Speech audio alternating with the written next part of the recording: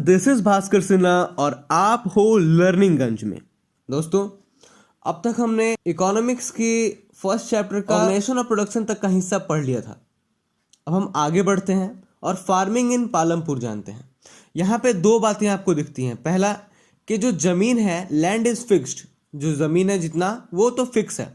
और दूसरा, क्या कोई ऐसा तरीका है कि उतने ही जमीन पे हम लोग और ज़्यादा प्रोडक्शन कर सकें। ये दो मेन मुद्दे थे पालमपुर के, और हमारे देश के हर एक जगह का यही बात है कि एक ही जो जमीन का टुकड़ा है उसमें और ज़्यादा कैसे आप कर सको प्रोडक्शन, मतलब कि कैसे और ज़्यादा अनाज आ सके वहाँ पे, है ना, प्रोड्यूस हो सके। तो इसको जानने के लिए हमको पढ़ना पड़ेगा फार्मिंग इन पालमपुर, ठीक है, क्योंकि इस इमेजिनरी जो ये विलेज है ना, वहाँ पे आपको हर चीज़ मिलता है। तो शुरू करते हैं। बोलता है लैंड इज फिक्स्ड। सबसे पहली बात कि जमीन तो फिक्स्ड है। Farming is the main production activity in Palampur. जो पालमपुर गांव है उसमें फार्मिंग ही सबसे मेन एक्टिविटी है। 75% of people who are working are dependent on farming for their livelihood. जितने लोग वर्क करते हैं वहाँ के 75% लोग ना, वो फार्मिंग की ही वर्क करते हैं, मतलब खेतों में ही काम करते हैं और उस पर ही डिपेंडेंट हैं।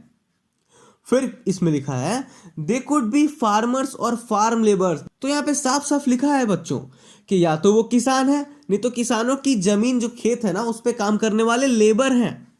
The well being of this people is closely related to production on the farm. ये सब लोग जितने हैं ना, ये खेत में जाके काम करते हैं। But remember that there is a basic constant in raising farm production. लेकिन आपको पता है ना कि धीरे धीरे तो सब चीज़ें बढ़ने वाली हैं। अब जब लोग बढ़ेंगे, पॉपुलेशन ज़्यादा होगी, तो चीज़ें भी तो बढ़ेंगी, लेकिन ज़मीन तो नहीं बढ़ेगा। Land area under cultivation is practically fixed. ज़मीन तो फिक्स रहेगा, पॉपुलेशन बढ़ेगा, लोग बढ़ेंगे, चाहिए भी ज़्यादा है, मगर ज़मीन तो उतना ही है बच्चों। आप ज़मीन तो नहीं बढ़ा सकते हो, है ना। But remember that there is a basic constraint in raising farm production. Since 1960 in Palampur, there has been no expansion in land area under cultivation. कहा जाता है कि 1960 के बाद तो कोई लैंड एरिया बढ़ा ही नहीं। मान लो कि 1940 की बात करते हैं तो थोड़ा ज़मीन था, उसमें भी खेती करना शुरू कर दिया। लेकिन एक समय ऐसा आता है हर जगह पे कि अब आप और उसको एक्सपेंड नहीं कर सकते हो। आप अपने घर को तोड़ के वहाँ पे खेती नहीं करोगे, ठीक है, जाहिर सी बात है, आपको पता ही बात। तो कल्टीवेशन का एरिया अब तो फिक्स हो गया।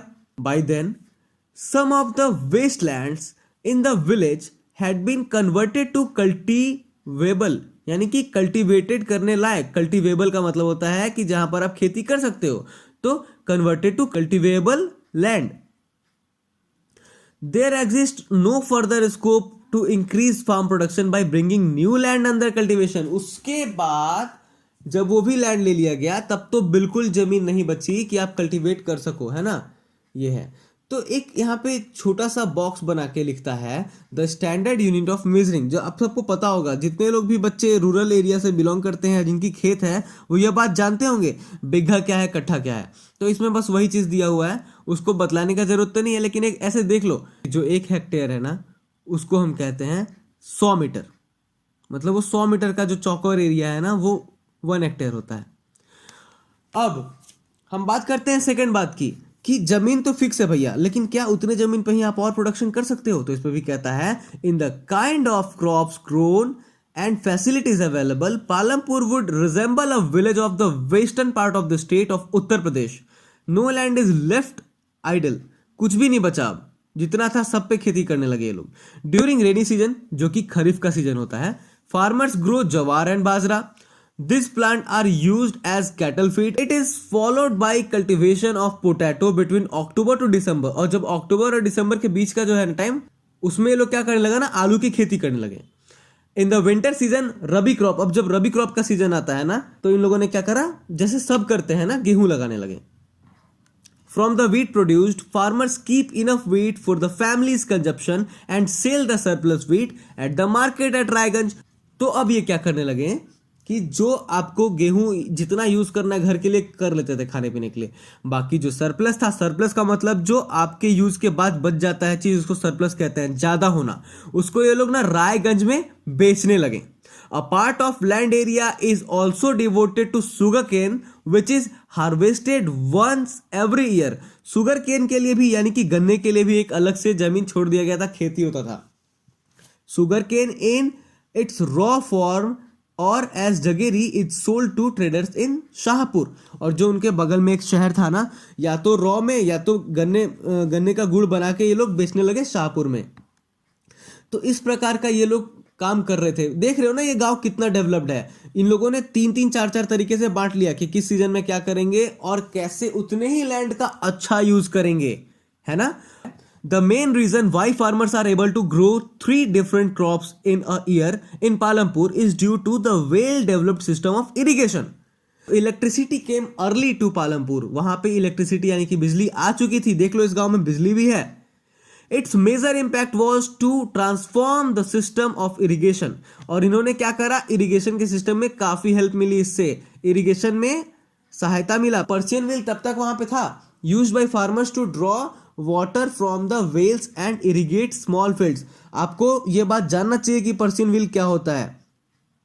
ये देखो, ये है पर्शियन व्हील और ये बहुत समय पहले से यूज हुआ करता था, प्राचीन काल से ही यूज हो रहा है ये। इन लोगों ने इसको अलग अलग तरीके से यूज किया, ठीक है। People saw that the electric run tube wells could irrigate much larger area of land more effectively. लेकिन फिर इन लोगों ने देखा कि इलेक्ट्रिसिटी से जनरेट किया हुआ तो जो मोटर से हम लोग पानी सप्लाई करेंगे वो ज़्यादा एरिया में जाएगा और बहुत अच्छा काम करेगा। इसलिए the first few tubewell were installed by government. और शुरुआत में कुछ ट्यूबवेल गवर्नमेंट के द्वारा लगाए गए। Soon however farmers started setting up private tubewells as well. As a result, by mid 1970s the entire cultivated area of 200 hectare was irrigated. तो कहता है कि 1970 तक 200 हेक्टेयर से भी ज्यादा का एरिया इरिगेटेड हो गया। तो आपने देखा कि कैसे कैसे यहां पर इन लोगों ने इरिगेट करा। अब हम लोग और जानेंगे कि ये प्रोडक्शन हुआ कैसे और किस तरीके से हुआ और क्या क्या यूज करा गया। HYB सीड्स क्या है उसको हम अगले वीडियो में जानने वाले हैं। If you feel this video was useful for you, then do like, comment and subscribe to my channel and do share it with your friends and family. Thank you so much.